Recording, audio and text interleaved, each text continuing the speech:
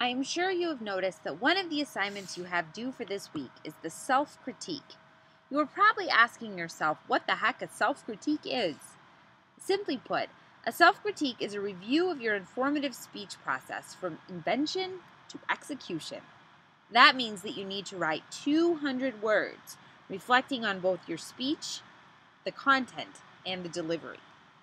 Now that you know what a self-critique is, you might be wondering why you need to write one. As we discussed in last week's presentation, the speech-making experience is a process from the moment you select your topic to the second you finish your speech and your audience bursts into applause.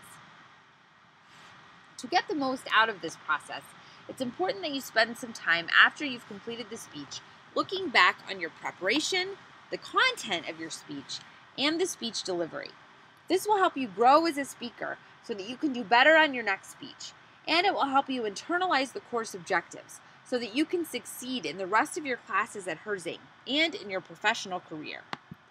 For this assignment, you need to write a minimum of 200 words about your speech, and there's a specific format you should follow.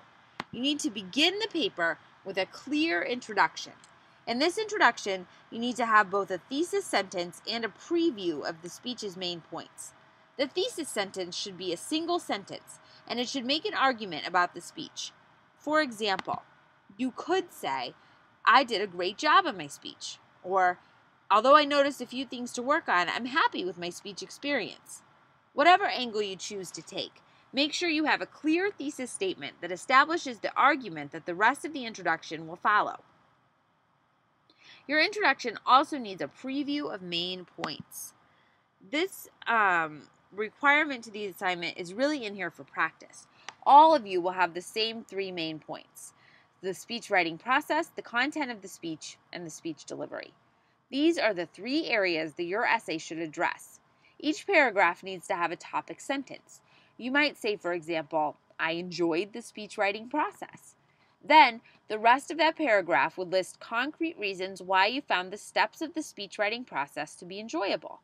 You could be more specific with your topic sentence and write something like, "While I enjoyed choosing my topic and outlining the speech, I had a lot of trouble gathering an audience."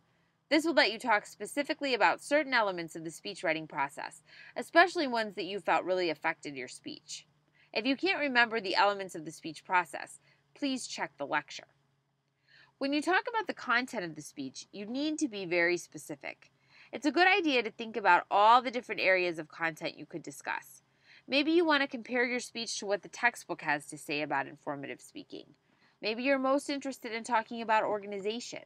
You could choose to talk about your use of supporting materials.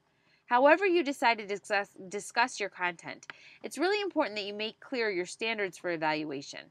Don't just say your speech was good, or your speech was bad, or your speech was okay. Make specific judgments about specific parts of the speech based on firm criteria.